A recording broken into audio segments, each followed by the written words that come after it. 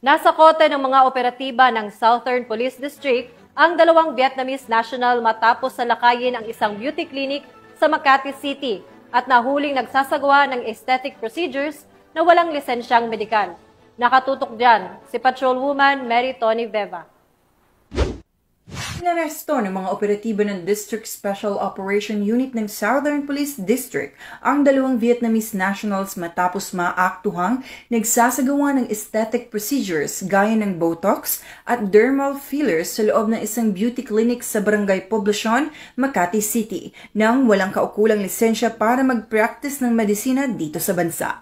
Kinilala ang mga sospek na sina Van, 36 anyos, alias Tay, 35 anyos, mga residente ng nasabing barangay.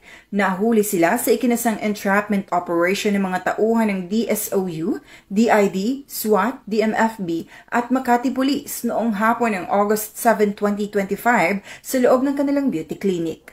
Ayon sa investigasyon, ang kanilang beauty clinic ay isang establishmentong nag-aalok ng mga aesthetic services o pampagandang procedure tulad ng Botox injections at derma fillers. Subalit, lumabas na ang mga sospek ay hindi rehistradong doktor o lisensyadong medical professionals. Wala rin silang naipakitang dokumento bilang mga lehitimong esthetician, kaya't malinaw na lumalabag sila sa batas.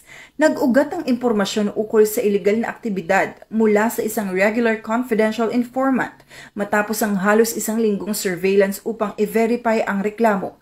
Agad na nagsagawa ng entrapment operation kung saan isang pulis ang nagpanggap bilang pasyente upang mahuli ang mga suspect sa aktong pagsasagawa ng mga procedures. Sa isinagawang operasyon, narecover mula sa klinika ang iba't ibang kahon ng Botulax at Botox, mesotherapy solutions, fillers, hilinggilya, microcannula needles, anesthesia, surgical tools, mga official receipt, client forms, sales invoices, ID ng mga suspect at pera mula sa buy-bust operation.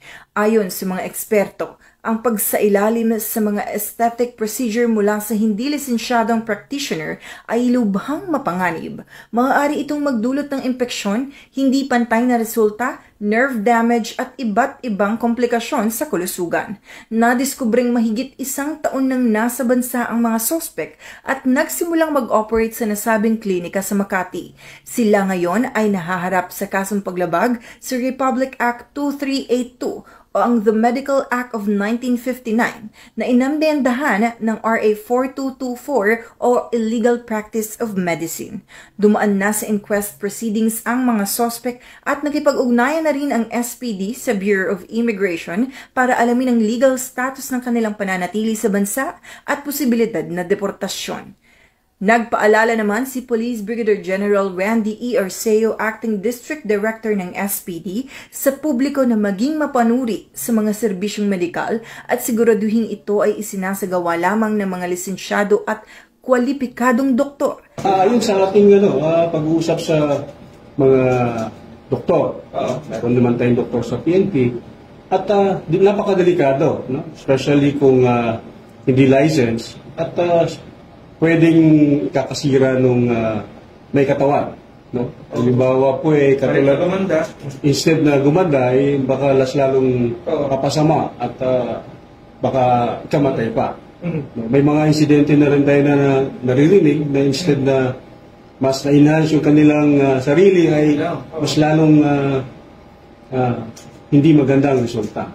Malinaw na babala ang isinagawang operasyon ay hindi papayagan ng SPD ang sinumang lalabag sa batas at magsasapanganib sa kaligtasan ng publiko kapalit ng kita.